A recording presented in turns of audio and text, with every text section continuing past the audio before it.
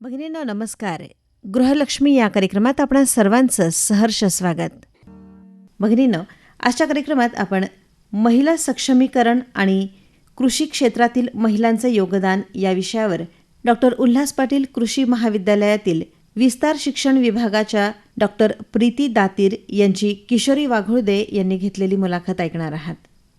भगिनींनो नमस्कार. भगिनींनो, आपला भारत हा कृषीप्रधान देश आहे आणि या कृषी संस्कृतीचा खरा कणा हा ग्रामीण भागातल्या महिला आहेत. सणासुदीच्या गाण्यांपासून ते शेतातल्या कष्टाच्या कामांपर्यंत महिलांचा सहभाग हा मोलाचा आहे. मात्र आजच्या बदलत्या काळामध्ये शेती ही केवळ परंपरा राहिलेली नाही आहे, तर ती एक शास्त्र बनली आहे. आणि या शास्त्रामध्ये महिलांनी केवळ मजूर म्हणून नव्हे तर संशोधक आणि धोरणकर्त्या म्हणून आपली पाळेमुळे घट्ट केलेली आहेत. असे अनेक उदाहरणं आपल्याला आपल्या आजूबाजूला पाहायला मिळतात.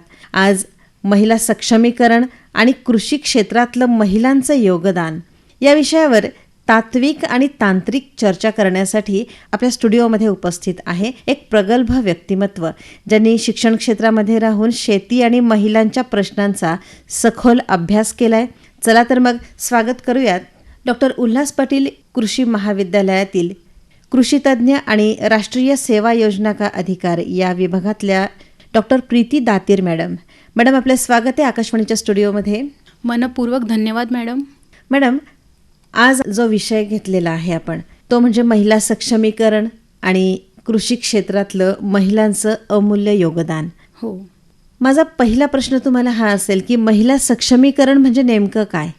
तर सर्वप्रथम आज ज्या माझ्या कष्टाळू शेतकरी महिला भगिनींना माझा नमस्कार. आणि महिला सक्षमीकरण हे जाणून घेण्याआधी आपण महिला या शब्दाचा अर्थ जाणून घेऊया असं मला वाटते. तर महिला ह्या शब्दातच त्या शब्दाचा अर्थ दडलेला आहे. म्हणजे ममत्व, ही म्हणजे हिम्मत आणि ल म्हणजे लज्जा. जेव्हा या तीनही गोष्टीचा एकोपा साधून एखादी स्त्री एखादं कार्य हातात घेते तेव्हा ती खऱ्या अर्थाने सामाजिक, आर्थिक, शैक्षणिक क्षेत्रात प्रगती करते असे मला वाटते. तसंच बुद्धीने विचार केला तर अतिशय किचकट आणि न कळणारी, परंतु प्रेमाने किंवा मनाने विचार केला तर तितकीच सरळ आणि साधी सोपी म्हणजे स्त्री. कुठल्याही परिस्थितीत हार न मानणारी, साध्या झोपडीत ठेवलं तरी त्या झोपडपट्टीला स्वर्गसुख मिळवून देणारी, अन्नपूर्णेप्रमाणेच कुटुंबाचं पालनपोषण करणारी, स्कंदमातेप्रमाणे आपल्या लेकरांवर प्रेमाचा वर्षाव करणारी, आणि जर अन्याय, अत्याचार, छळ यांची परिसीमा जर समाजाने गाठली तर ती कोमल, नाजूक, लाजणारी स्त्री कधी रणचंडिकेचं रूप धारण करते हे त्या विश्वरचित्याला सुद्धा समजत नाही. अशी आपली स्त्री चंडमुंड भंडासुर खंडनी जगदंबे उडंद दंड महिषासुर मर्दिनी दुर्गे असे दुर्गे स्वरूप असलेल्या आपणा सर्व स्त्रियांना मी वंदन करते. तर आज आपण ज्या विषयावर बोलणार आहोत तो म्हणजे आपल्या देशाच्या आणि राज्याच्या अर्थव्यवस्थेचा कणा. तसे तर महिला सक्षमीकरण हा एक गंभीर आणि व्यापक विषय आहे. ते म्हणजे आपण आज बघणार आहोत कृषी क्षेत्रातील महिलांचे योगदान. लोक म्हणतात शेतकरी माझा बाप आहे, परंतु मी म्हणेल की शेतकरी माझी मायसुद्धा आहे. कारण शेतात बी पेरण्यापासून ते पीक कापणीपर्यंत, आपण साठवणुकीपासून ते बाजारपेठेपर्यंत प्रत्येक टप्प्यावर महिलांचा वाटा हा सिंहाचा आहे. परंतु दुर्दैवाने अनेक वर्षे या कष्टाची नोंदच घेतली गेलेली नाही आहे. पण आता काळ बदलतोय. आजची स्त्री केवळ मजूर राहिलेली नाही तर ती ॲग्री बिझनेस वुमन बनलेली आहे. तर महिला सक्षमीकरण म्हणजे महिलांना शिक्षण, आर्थिक स्वावलंबन, निर्णय क्षमता, समान हक्क आणि सामाजिक सन्मान मिळणे. जेव्हा एखादी महिला स्वतः निर्णय घेते, स्वतःची कमाई करते आणि स्वतःच्या कष्टाला ओळख मिळवते तेव्हा खऱ्या अर्थाने ती सशक्त होते असे मला वाटते. तर आता महिला सक्षमीकरण, तर सक्षमीकरण केवळ हे शैक्षणिकदृष्ट्या किंवा आर्थिकदृष्ट्या असते असं नव्हे, तर सक्षमीकरण सर्वात आधी शारीरिक सक्षमीकरण महिलांना गरजेचं आहे. ज्याच्यामुळे आज आपण बघतो की महिलांना कुठेही एकटं गेलं किंवा काय असे महिलांवर वेगवेगळे अत्याचार होत आहेत. तर ते टाळण्यासाठी किंवा महिलांना शारीरिकदृष्ट्या सशक्त बनणं हे किती गरजेचं आहे हे आजच्या जगात आपण वावरताना समजू शकतो. दररोज शरीरासाठी लागणारे व्यायाम व योग्य पोषण आहार घेणे हे फार गरजेचे आहे, जेणेकरून कुठेही एकटं जाण्याची भीती महिलांना वाटणार नाही. त्यासोबतच शैक्षणिक सक्षमीकरण, सोबतच बौद्धिक सक्षमीकरण. बौद्धिक सक्षमीकरणामध्ये केवळ डिग्री घेऊन चालणार नाही, तर वेगवेगळी पुस्तके वाचणे, वेगवेगळ्या स्किल्स, गुण अवगत करणे, साहित्य वाचून चांगले विचार अवगत करणे, वेगवेगळे उपक्रम राबवणे आणि त्यातील चळवळीला हातभार लावणे हे होते. सोबतच भावनिक आणि मानसिक सक्षमीकरणसुद्धा तेवढेच महत्त्वाचे आहे. आपले विचार मुक्तपणे व्यक्त होणे हे फार महत्त्वाचे आहे. आपण बघतो की भरपूर ग्रामीण महिला ज्या आहेत मुख्यत्वाने, त्या महिला आपले विचार व्यक्त करू शकत नाही, तर ह्याच्यामुळे त्यांना एखादी शारीरिक व्याधी होऊ शकते. तर ह्या सर्व गोष्टी महिला सक्षमीकरणामध्ये फार महत्त्वाच्या आहेत मॅडम. हो, नक्कीच. मॅडम, आता कृषी क्षेत्रामध्ये महिलांचं योगदान किती आहे, याबद्दल काय सांगाल? नक्कीच मॅडम. तर आपण कृषी क्षेत्रात महिलांचं योगदान बघूच, पण त्याआधी आपण आपला इतिहासाचा विचार करायला पाहिजे की आपल्या इतिहासामध्ये महिला सक्षमीकरण हा जो कन्सेप्ट आहे, असं म्हणतात की महिला सक्षमीकरण हा मुद्दा जो आहे तो युरोपियन कंट्रीजमधून आपल्या देशात आलेला आहे. परंतु हे पूर्णपणे चुकीचं आहे असं मला वाटते. जर युरोपियन कंट्रीमधून सक्षमीकरण आपल्या देशात आलं असतं तर आपल्या देशाला जो महिलांचा इतिहास लाभलेला आहे, जसं की सर्वात मोठं उदाहरण म्हणजे आपल्यासमोर आहे राजमाता जिजाऊ, छत्रपती शिवाजी महाराजांच्या आऊसाहेब, त्यानंतर राणी दुर्गावती, ज्यांनी 50 लढाया एकट्या लढल्या. पारतंत्र्यात ज्या महिलांनी पुरुषांचा साथ न घेता ज्यांनी एकत्र लढाया लढल्या आहेत, अशा महिलांची उदाहरणं आपल्या समोर आहेत. आणि आपण ज्या आजच्या महिला आहोत ह्या फेमिनिझम मध्ये अडकलेलो आहोत. ते म्हणजे की ह्या छोट्या छोट्या गोष्टीमध्ये आपण आपल्या महिला अडकल्या आहेत की आपल्या कुटुंब व्यवस्थेला तडा जायला लागला आहे. आणि युरोपियन देशातील ह्या ज्या गोष्टी आहेत ह्या कुठंतरी आपल्याला थांबवायला पाहिजेत. ज्या स्त्रियांमध्ये भांडण होणे किंवा सासूसुनांचे भांडण होणे, ह्या इतक्या छोट्या छोट्या गोष्टी पकडून जर आपण राहिलो तर ज्या आपल्या इतिहासात महिला घडून गेलेल्या आहेत त्यांच्यासारखं कर्तृत्व करणं फार कठीण होईल आपल्यासाठी. तर नक्की मुख्यत्वाने स्त्रियांमध्ये भांडणं किंवा द्वेष कशापायी निर्माण होतात, तर त्यातलं मोठंच उदाहरण म्हणजे की ईर्ष्या, राग, द्वेष आणि सोबतच पैशाचा गर्व किंवा शिक्षणाचा गर्व. तर ह्या छोट्या छोट्या गोष्टींमुळे किंवा सासूसुनांचा वाद असो, ह्या छोट्या छोट्या गोष्टींमध्ये आजकालच्या महिला समाज जो आहे तो गुरफटलेला आहे. आणि ह्या सर्वांमुळे काय होत आहे की मूळ तत्वापासून आपण बाजूला जात आहे आणि आर्थिक सुखाच्या मागे लागलो आहे. ही गोष्ट कुठेतरी थांबवायला पाहिजे. आणि कुटुंब व्यवस्था जी आहे ती स्थिर ठेवून स्त्री आणि पुरुष हे एकमेकांना पूरक आहेत असं ज्यावेळी आर्थिक आणि मानसिक प्रगती होणे शक्य आहे, तेव्हाच महिला समाज जो आहे तो केवळ असं म्हणून चालणार नाही की मी सिंगल पॅरेंट आहे किंवा मी एकटी परिपूर्ण आहे. तर हा विचार आहे महिलांमध्ये, हा कुठेतरी थांबवायला पाहिजे. आणि जसं की आपल्यासमोर देवांचे सुद्धा उदाहरणं आहे, जसं की आपण शिव पार्वती म्हणतो, तर शिव पार्वती ह्यांची ते जोडी मिळून ते पूर्णत्वाला येतात. जसं की आपण म्हणतो की ज्या जुन्या म्हणी आहेत की एका रथाचे 2 चाकं, तर एका रथाचे 2 चाकं, तर हा जो आहे हा रथ म्हणजे ही सायकल नाही आहे की पुढचं चाक म्हणजे पुरुष आणि मागचं चाक म्हणजे महिला. तर हा रथच आपण कायम ठेवायला पाहिजे आणि दोघांच्या सोबतीने मिळून प्रगती साधायला पाहिजे असं मला वाटते. तर जसं की आपण मला प्रश्न विचारला की कृषी क्षेत्रात महिलांचे योगदान किती आहे, तर किती आहे म्हटल्यापेक्षा 50%च्या पेक्षा कृषी क्षेत्रात महिलांचे योगदान जास्तच आहे असं मला वाटते. आणि भारतामध्ये कृषी क्षेत्रात 50%हून अधिक महिला मजूर आहेत. त्या पेरणी, रोप लागवड, तण नियंत्रण असो, कापणी असो, पशुपालन असो, दुग्ध व्यवसाय असो, असे छोटे मोठे व्यवसाय असो किंवा बियाण्यांची साठवण असो, या सर्व कामात महिलांचा मोठा सहभाग आहे. परंतु दुर्दैवाने अनेक ठिकाणी त्यांना शेतकरी म्हणून ओळखच दिली जात नाही. यासाठी यावर्षी संयुक्त राष्ट्रसंघाने 2026 हे वर्ष जागतिक महिला शेतकरी वर्ष म्हणून घोषित केलेले आहे. आणि ते करून त्यांनी महिलांच्या कृषी कष्टाची दाखल घेतलेली आहे. शेती, अन्न सुरक्षा आणि ग्रामीण सक्षमीकरणात महिलांचे योगदान मान्य करणे हे यांचे मुख्य उद्दिष्ट आहे. महिलांच्या दुर्लक्षित योगदानाची दखल घेण्यासाठी आणि विषमता दूर करण्यासाठीच्या प्रयत्नांना गती देण्यासाठी हे वर्ष महिला शेतकऱ्यांना समर्पित करण्यात आले आहे. त्यांना भेडसावणाऱ्या प्रश्नांकडे जगाचे लक्ष वेधणे, धोरणात्मक सुधारणांना चालना देणे आणि कृषी उद्योगांमध्ये गुंतवणूक वाढवणे ही या संयुक्त राष्ट्राची प्रमुख उद्दिष्टे आहेत.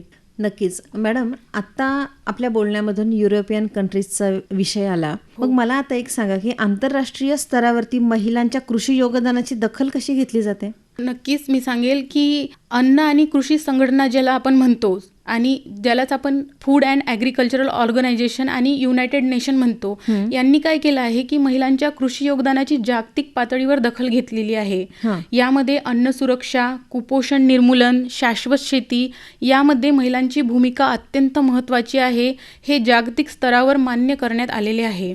महिलांच्या कृषी नेतृत्वाला प्रोत्साहन देण्यासाठी विशेष मोहिमा आणि उपक्रम सुद्धा यांच्याद्वारे राबवण्यात येत आहेत.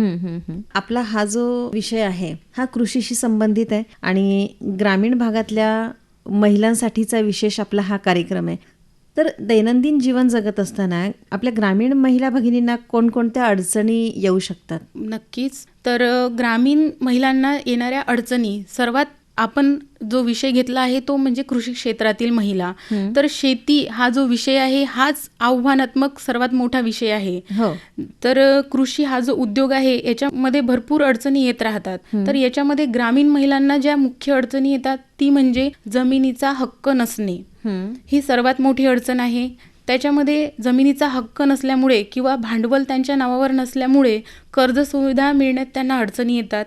त्यासोबतच तंत्रज्ञानाची अपुरी माहिती, आपण बघतो आजही बऱ्याच ग्रामीण महिलांना घराबाहेर जाण्याची परवानगी नसते, त्यामुळे कुठेतरी शिक्षण क्षेत्रात त्या मागे आहेत अजूनही. त्यानंतर श्रमाचे योग्य मूल्य त्यांना मिळत नाही. त्यानंतर भरपूर सामाजिक मर्यादा असतात आणि इतकं सगळं असूनही या महिला त्यांची शेती असो किंवा त्यांचं कुटुंब असो हे त्या जिद्दीने टिकवून ठेवतात. एखादं प्रेरणादायी उदाहरण द्याल मॅडम? हो, नक्कीच मॅडम. प्रेरणादायी उदाहरणं द्यायला आपल्या महाराष्ट्रामध्ये भरपूर असे उदाहरणं आहेत आपल्यासमोर की ज्यांनी उल्लेखनीय प्रगती कृषी क्षेत्रात केलेली आहे. तर अनेक महिला ज्या आहेत त्या सेंद्रिय शेती, मशरूम उत्पादन, मधमाशी पालन, दुग्ध व्यवसाय अशा व्यवसायांमध्ये यशस्वी झाल्या आहेत. आणि काही महिलांनी तर स्वतःचे ब्रँड सुद्धा तयार केलेले आहेत आणि थेट बाजारपेठ गाठली आहे. आज महिला केवळ शेतात काम करणारी नाही तर ती उद्योजिका बनलेली आहे. तर आपण अशाच काही महाराष्ट्रातील जिद्दी महिला आहे त्यांचे उदाहरण बघूया. जेव्हा आपण सक्षमीकरणाबद्दल बोलतो तेव्हा काही नावं घेतल्याशिवाय ना हा मुद्दाच पूर्ण होत नाही. तर सर्वात पहिलं उदाहरण मला जे आठवते ते म्हणजे पद्मश्री राहीबाई पोपेरे यांना बीजमाता ही पदवी मिळालेली आहे. तर ह्या अहमदनगर जिल्ह्यातील राहीबाई यांना कोणतीही पदवी नसताना त्यांनी देशी बियाण्यांची बँक तयार केलेली आहे आणि 50हून अधिक पिकांच्या देशी वाणांचे जतन केलेले आहे. त्यांनी दाखवून दिले आहे की पारंपरिक ज्ञान आणि जिद्द असेल तर एक महिला जगाला दिशा दाखवू शकते. हे एक सर्वात मोठं उदाहरण आहे. त्याच्यासोबतच कमलाताई परदेशी यांनी पुणे जिल्ह्यातील द्राक्षबागेत केलेले प्रयोग आणि महिलांचा गट तयार करून केलेली शेती आजही सर्वांसाठी प्रेरणादायी आहे. त्यासोबतच काही शेतकरी उत्पादक कंपन्या आहेत. आज लातूर, उस्मानाबाद आणि नाशिक भागात अशा अनेक महिला आहेत ज्यांनी स्वतःच्या कंपन्या स्थापन करून आपले धान्य थेट परदेशात निर्यात केलेले आहेत. त्यासोबतच औरंगाबादच्या प्रतिभाताई शेळके असतील, त्यांनी ड्रॅगन फ्रूटची यशस्वी शेती करून कोरडवाहू भागात लाखो रुपयांचे उत्पन्न मिळवले आहेत. आणि सर्वात महत्त्वाचं आणि करंट उदाहरण म्हणजे आपल्या जळगावचं. त्यांनी कवयित्री बहिणाबाई चौधरी महिला शेतकरी कंपनी जळगाव या महिलांनी एकत्र येऊन स्वतःची कंपनी स्थापन केली आहे आणि केळीपासून विविध प्रक्रिया उत्पादने बनवून त्यांनी थेट बाजारपेठ सुद्धा मिळवली आहे. आणि यासोबतच आपण ऐकलं असेल की मानदेशी महिला बचत गट, या महिलांचं कौतुक होत आहे. त्यांनी स्वतः त्यांच्या बचत गटाच्या माध्यमापासून सुरुवात करून महिला बचत गटाच्या द्वारे इतर महिलांना उद्योग उभारण्याकरिता आर्थिक सहाय्य आणि कर्ज सुविधा ते मिळवून देत आहेत. तर ही कुठेतरी नोट करण्यासारखी गोष्ट आहे मॅडम. हो, खरंच आहे. आता महिला सक्षमीकरणामध्ये मॅडम स्वयंसहाय्य गटांची भूमिका आपण काय सांगाल? तर स्वयंसहाय्य गट म्हणजेच आपण ज्याला सेल्फ हेल्प ग्रुप म्हणतो.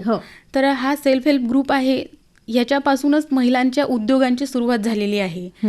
जेणेकरून एक महिला तिला कॉन्फिडन्स येणार नाही किंवा तिचा आत्मविश्वास वाढणार नाही, हा मुद्दा लक्षात ठेवून हा सेल्फ हेल्प ग्रुपची संकल्पना मुळात उत्पन्न झालेली आहे. आणि ह्याच्या माध्यमातून ग्रामीण महिलांसाठी परिवर्तनाचं हे माध्यमच ठरलेलं आहे. तर याच्यामध्ये आपण बघू शकतो की लहान बचत गट ज्याच्यापासून सुरुवात झाली आहे, लहान बचत गटापासून महिला काय करतात, कर्ज सुविधा मिळवतात आणि त्याच्यासोबतच त्या कर्ज सुविधा मिळवून उद्योग उभारतात. उद्योग उभारल्यानंतर त्यातूनच ते उत्पन्न निर्माण करतात आणि उत्पन्न निर्माण केल्यानंतर त्यांच्यामध्ये जो आत्मविश्वास निर्माण होतो, तर ही सगळी एक महिला स्वावलंबनाची साखळी तयार होते. आणि बचत गट जे आहे हे केवळ आर्थिक चळवळ नसून सामाजिक परिवर्तनाची शक्ती आहे. हो मॅडम, स्त्री सक्षमीकरणासाठी किंवा महिला सक्षमीकरणासाठी शिक्षण आणि डिजिटल तंत्रज्ञान याचा जर आपण विचार केला तर ते कशा पद्धतीने मदत करू शकतं? तर बघा, आपण बघू शकतो की आजही ग्रामीण महिलांना भरपूर काही अडथळे येतात. बाहेर शिक्षणासाठी जाताना म्हणू किंवा त्यांना येणारे रिस्ट्रिक्शन्स असो, त्यांच्या घरापासून सामाजिक असो किंवा आणखी काही गोष्टींमुळे असो, तर त्यांना घराबाहेर पडताना थोडा विचार करावा लागतो. तर आजची परिस्थिती तशी राहिलेली नाहीये. महिला घरी बसून सुद्धा जे पाहिजे त्यांना, जे हवं आहे, ज्या विषयात त्यांना आवड आहे त्या विषयाचं ते शिक्षण, ट्रेनिंग म्हणू किंवा प्रशिक्षण म्हणू, आपण ते घरबसल्या घेऊ शकतात. यासोबतच कृषी महाविद्यालये आणि जी विस्तार यंत्रणा आहे, महाराष्ट्रातील जे 4ही विद्यापीठं आहेत, कृषी विद्यापीठे, त्यांनी विविध ॲप्लिकेशन्स आपल्या स्मार्टफोनवर अवेलेबल आहेत. असे ॲप्लिकेशन्स तयार केलेले आहेत, जेणेकरून जे ॲप्लिकेशन्स महिला शेतकरी म्हणा किंवा सामान्य शेतकरी सुद्धा आपल्या लोकल लँग्वेजमध्ये तो त्याचा वापर करू शकतो आणि एकदम सहजरित्या ती माहिती जी आहे ते आपल्या शेतामध्ये तो ॲडप्ट करू शकतो. त्याच्यामध्ये शेतीसाठी लागणारे जे मोबाईल ॲप्लिकेशन्स आहेत ते विशिष्ट पिकांकरिता वेगवेगळ्या पिकांसाठी वेगवेगळे विशेष असे ॲप्लिकेशन्स तयार केलेले आहेत. जसं की फुले देसी कॉटन, म्हणजेच हे कपाशी या पिकासाठी हे ॲप्लिकेशन आहे. त्याच्यासोबतच मका असो, तांदूळ असो, तीळ, सोयाबीन, हळद, ज्वारी, गहू ह्या सर्व पिकांसाठी विशिष्ट असे वेगवेगळे ॲप्लिकेशन्स तयार करून त्याच्यामध्ये त्या पिकाची लागवडीपासून ते पूर्ण काढणीपर्यंत आणि त्याच्यासोबतचं कीड आणि रोग नियंत्रण ह्या सर्व गोष्टींबद्दल डिटेल माहिती त्या ॲप्लिकेशन्समध्ये दिलेली आहे. आणि जसे की फुले जल, फुले इरिगेशन शेड्युलर आणि फर्टिगेशन हे सुद्धा जे ॲप्लिकेशन्स आहे याच्या माध्यमातून महिला काय करू शकतात की घर बसल्या त्यांच्या शेतात किती सिंचनाची गरज आहे, कोणकोणत्या प्रकारचे फवारणी किंवा जे काही असेल फवारणीसाठी लागणारी औषधी आहेत, त्याचं जे शेड्यूल आहे ते घर बसल्या ते बनवू शकतात. आणि सोबतच आपण आता बघतो आहोत की महाविस्तार AI ॲप, या ॲपमध्ये प्रत्येक पिकाची संपूर्ण माहिती, जी कोणती माहितीची गरज असेल ती संपूर्ण माहिती या ॲपच्या माध्यमातून आपल्याला मिळते. तर हे जो आहे हा एक खूप मोठा टॉपिक आहे, जे आपण म्हणतो डिजिटल तंत्रज्ञान. तर नक्कीच या विषयावर आपण आणखी एखाद्या सत्रामध्ये चर्चा करू शकतो. नक्कीच या विषयावरती चर्चा करण्याची खरंच गरज आहे आणि महिलांना नक्कीच याचा खूप फायदा त्यांच्या आयुष्यामध्ये होईल. आता मला एक सांगा, नेहमी आपल्या चर्चेमधून एक वाक्य आपल्याला महिलांच्या तोंडातून ऐकायला मिळतं की पुरुषांनी आमच्यासाठी काहीतरी करावं, युवकांनी आमच्यासाठी काहीतरी करावं.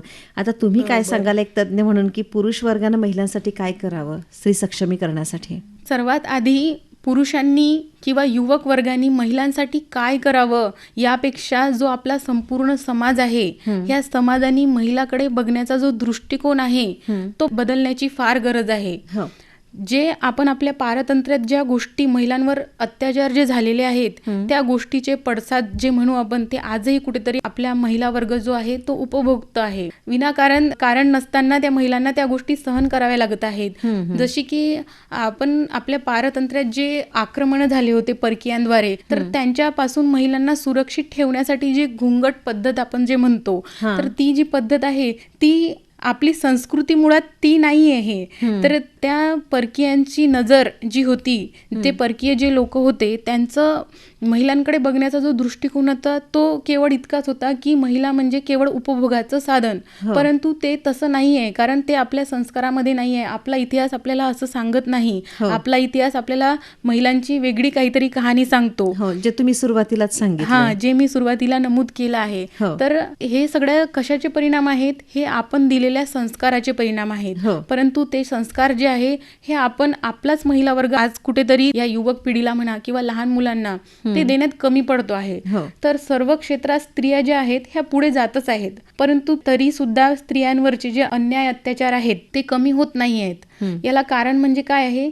ते आपण आपल्या मुलांना दिलेले संस्कार किंवा ते संस्कार देण्यात आपण कुठेतरी कमी पडत आहे. तर आपला इतिहास जो आहे हा आपल्या स्त्रियांना त्यांचा सन्मान करायला शिकवतो आणि त्यांच्याकडे सन्मानानं बघायला शिकवतो. तर जे शिक्षण आहे, जे डेली रुटीनचं शिक्षण आहे, ह्या शिक्षणाव्यतिरिक्त त्यांना स्त्री शिक्षण किंवा स्त्री संस्कारासाठी रोज 10-15 मिनिटं तरी आपण द्यायला पाहिजे असं मला वाटते. हो. आणि आपले संस्कार जपायला पाहिजे. त्यासोबतच महिला आणि पुरुष यांच्यामध्ये समतोल साधण्याचा प्रयत्न करायला पाहिजे. सोबतच महिलांच्या निर्णयाचा सन्मान करायला पाहिजे. त्यांच्या स्वप्नांना बळ द्यायला पाहिजे. आणि शेतकरी महिलांना समान भागीदार मानायला पाहिजे. आणि त्यांच्या कष्टाला सन्मान देऊन मुलींना कृषी शिक्षणासाठी प्रोत्साहित सुद्धा करायला पाहिजे. आणि स्त्रियांच्या हक्कांसाठी उभे राहायला पाहिजे आणि सक्षम बनवण्यासाठी नेहमी प्रयत्नशील पावले उचलली पाहिजे असं मला वाटते. नक्कीच मॅडम, आगामी काळामध्ये महिलांची भूमिका कशी असेल तुमच्या मते? आपण बघू शकतो की जरीही स्त्रियांवर विविध अत्याचार होत असतील तरीही स्त्रिया काही विविध क्षेत्रात, कृषी क्षेत्रच नाही पण अजून बाकीच्याही क्षेत्रामध्ये महिला उल्लेखनीय कामगिरी करत आहेत. आपण बघतोच आहे. तर ती जी कामगिरी आहे तर ही त्यांची प्रगतीपथावरच आहे महिलांची. तर भविष्यात कृषी महिला ह्या कृषी क्षेत्रात नेतृत्व नक्कीच करणार आहेत. आणि शाश्वत शेती, सेंद्रिय शेती तसेच प्रक्रिया उद्योग अशा सर्व ठिकाणी महिलांचे नेतृत्व वाढणारच आहे. हो मॅडम, एक प्रश्न अजून विचारते. आपल्या महाराष्ट्रामधल्या ज्या महिला आहेत तर त्यांची कृषी क्षेत्रामधली स्थिती काय आहे आणि त्यांच्यासाठी कोणत्या विशेष योजना आहेत याबद्दल थोडं मार्गदर्शन कराल? कृषी क्षेत्रातील महिलांची स्थिती जी आहे ती आपण बघू शकतो की जसं मी सुरुवातीला पण सांगितलं की पीक लावण्यापासून ते काढण्यापर्यंत आणि साठवण्यापर्यंत सुद्धा महिलांचं महत्त्वाचं योगदान आहे. तर भारतात ग्रामीण भागातील जवळपास 70 ते 80% महिला ह्या कोणत्या ना कोणत्या स्वरूपात शेतीशी जोडल्या गेल्या आहेत. परंतु केवळ 13 ते 15% महिलांच्या नावावर ज्या जमिनी आहेत त्यांचा सातबारा आहे. त्यामध्ये पशुपालन असो, दुग्ध व्यवसाय असो किंवा प्रत्यक्ष शेती या सर्वात महिलांचे श्रम हे अमूल्य आहे. मात्र जमिनीची मालकी हे महिलांच्या नावावर नसणे हे फार मोठे आव्हान होते.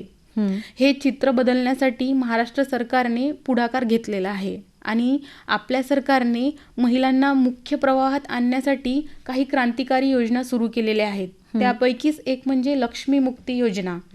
तर या योजनेअंतर्गत काय होते की घराच्या सातबारा उतार्यावर पतीसोबतच पतीचे नाव सुद्धा लावले जाते. आणि यामुळे महिलांना जमिनीवर कायदेशीर अधिकार प्राप्त होऊन कर्ज मिळवणे त्यांना सोपे जाते. अशीच डॉक्टर पंजाबराव देशमुख सवलत योजना सुद्धा आहे. याच्यामध्ये काय आहे की महिला शेतकऱ्यांना कृषी अवजारे खरेदीसाठी विशेष सवलत आणि प्राधान्य सुद्धा दिले जाते. त्यानंतर महिला आर्थिक विकास महामंडळ बद्दल आपल्याला माहिती असेल तर याच्या माध्यमातून लाखो महिला बचत गट शेतीशी संबंधित प्रक्रिया उद्योगांमध्ये उतरलेल्या आहेत. त्यासोबतच स्मार्ट प्रकल्प, जागतिक बँकेच्या अर्थसहाय्याने राबवलेल्या जाणाऱ्या या प्रकल्पात महिला शेतकरी उत्पादक कंपन्यांना विशेष प्रोत्साहन दिले जात आहे. त्यानंतर पुण्यश्लोक अहिल्यादेवी होळकर रोपवाटिका योजना जी आहे याच्यामार्फत त्या महिलांना रोपवाटिका सुरू करण्यासाठी सरकारकडून आर्थिक मदत सुद्धा दिली जाते जेणेकरून त्या उद्योजिका बनू शकतील. तर ह्या काही मुख्य योजना झाल्या. याच्या व्यतिरिक्त सुद्धा महाराष्ट्राच्या आणखी काही योजना आहेत जसं की नमो शेतकरी महासन्मान निधी योजना. याच्यामध्ये महिलांना वर्षाला अतिरिक्त 6,000 रुपये देण्याचा निर्णय घेतलेला आहे आणि महिलांच्या हातात स्वतःचे भांडवल याच्यामुळे निर्माण होत आहे. त्यानंतर शेतकरी अपघात विमा योजना, म्हणजे शेतात काम करत असताना जर एखाद्या महिलेचा अपघात झाला तर त्या शेतकऱ्याच्या कुटुंबाला आर्थिक आधार मिळवून देण्यासाठी सरकार विमा संरक्षण सुद्धा देते. त्यानंतर कृषी यांत्रिकीकरण उपअभियान, तर याच्यामध्ये महिलांना जड अवजारे जसं की ट्रॅक्टर असो, मोठे ट्रॅक्टर हे उचलण्यास किंवा वापरण्यास जड जाते तर त्या महिलांना चालवता येतील अशी छोटी ट्रॅक्टर्स, पॉवर टिलर्स किंवा कोळपणी यंत्रे खरेदी करण्यासाठी 50 ते 80% पर्यंत अनुदान दिले जाते कृषी अभियांत्रिकीकरण उपअभियान या योजनेअंतर्गत.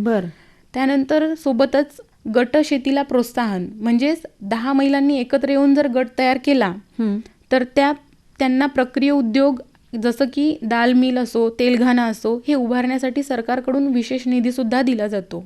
बरं, खूप छान माहिती मॅडम आत्ताच आपण दिली आणि विशेष योजना आपल्या सरकारच्या ज्या आहेत त्या सुद्धा सांगितल्या. जाता जाता आपल्या महिला वर्गाला आपण काय संदेश देऊ इच्छिता? नक्कीच मी महिला वर्गा जो आहे आपला त्यांना महत्त्वाचा संदेश देऊ इच्छिते की महिला म्हणजे केवळ घर सांभाळणारी नाही तर ती आपल्या अर्थव्यवस्थेचा आधारस्तंभ आहे. तिला सन्मान, संधी, समान हक्क देणे ही आपल्या समाजाची तर गरज आहेच.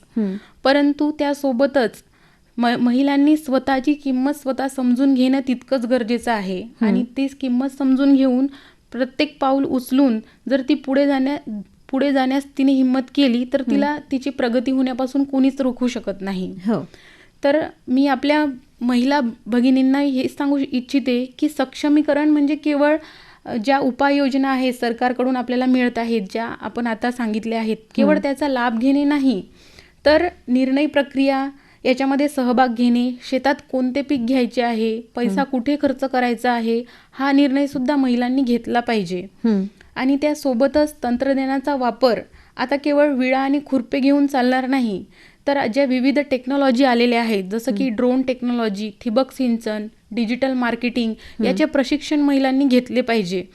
मला आता डिजिटल मार्केटिंग म्हटलं तर लगेच एक उदाहरण आठवलं की नागपूरच्या एक महिला शेतकरी आहेत, त्यांनी marketmirchi.com म्हणून वेबसाईट सुरू केलेली आहे. तर ग्रामीण भागातील जे काही महिला वर्ग किंवा किसान शेतकरी असो, त्यांच्याकडून छोटात छोटा जो शेतमाल आहे ते त्यांच्यापर्यंत पोहोचवून त्यांना योग्य भाव मिळवून या डिजिटल मार्केटिंगद्वारे ते मिळवून देतात. बरं. तर अशा पद्धतीने आपल्या महिलांनी पण अशा क्षेत्रात प्रगती करावी असं मला वाटते. त्यासोबतच गटशेतीबद्दल मला असं म्हणावं वाटते की एकली स्त्री थकली, पण 10 जणी एकत्र आल्या तर शक्ती झाली. तर बचत गटाच्या माध्यमातून एकत्र येऊन प्रक्रिया उद्योग सुरू करा असे आवाहन मी समस्त महिला समाजाला करू इच्छिते. तसेच शिक्षण, नोकरी, पैसा, कुटुंब यांच्यात समतोल साधता आला की स्त्री सक्षम झाली असे माझ्या डेफिनेशनमध्ये आहे. असं मला म्हणायचं आहे. त्यानंतर जेव्हा एक महिला शेतकरी प्रगत होते तेव्हा केवळ एक कुटुंब नाही तर पूर्ण गाव प्रगत होत असते. तर सरकार आपल्या पाठीशी खंबीरपणे उभे आहे. गरज आहे ती फक्त आपण पुढे येण्याची. तर आजच्या पिढीतील युवकांना आणि लहान मुलांना चांगल्या संस्काराची शिकवण द्या आणि स्त्री सन्मान करून तिच्या पाठीवर हात ठेवून आजच्या समाजाने सुद्धा तिला सांगा की ताई, अन्याय, अत्याचार, छळ याला थकून जाऊ नकोस. साक्षात जिजाऊ, अहिल्या, सावित्रीची लेक आहेस हे विसरू नकोस. तिला बळ देऊन पाठीवर हात ठेवून असं सांगितलं पाहिजे की पुन्हा भीड त्या वादळाला, तपत्या निखाऱ्यांची भीती दाखवणाऱ्यांना दाखव की धगधगती आग काय असते. धन्यवाद. जय हिंद, जय महाराष्ट्र. खूप खूप धन्यवाद मॅडम. आज आपण कृषी क्षेत्रातलं महिलांचं योगदान आणि स्त्री सक्षमीकरण या विषयावरती अतिशय अभ्यासपूर्ण आणि मोलाचे विचार आकाशवाणीच्या माध्यमातून आपल्या महिलांच्या समोर मांडलेत. धन्यवाद मॅडम. भगिनींनो, आजच्या या चर्चेतून एक गोष्ट स्पष्ट झाली आहे की शेतीमधली स्त्री ही केवळ कष्टकरी नाही, तर ती एक कुशल व्यवस्थापक आणि संशोधक देखील आहे. जोपर्यंत आपण शेतीकडे पाहताना तिला शेतकरी म्हणून खऱ्या अर्थानं स्वीकारत नाही, तोपर्यंत कृषी सक्षमीकरण पूर्ण होणार नाही. मॅडमने आपल्याला जे सांगितलं त्याप्रमाणे तंत्रज्ञान आणि शिक्षणाची जोड जर मिळाली तर हीच शेतकरी माय देशाच्या अर्थव्यवस्थेचं चित्र बदलू शकते. मॅडम, आपण इथं आलात, समस्त शेतकरी बांधवांकडून, महिला वर्गाकडून आणि आकाशवाणीच्या वतीनं खूप खूप धन्यवाद. धन्यवाद मॅडम. आताच आपण महिला सक्षमीकरण आणि कृषी क्षेत्रातील महिलांचे योगदान या विषयावर डॉक्टर उल्हास पाटील कृषी महाविद्यालयातील विस्तार शिक्षण विभागाच्या प्राध्यापक डॉक्टर प्रीती दातीर यांची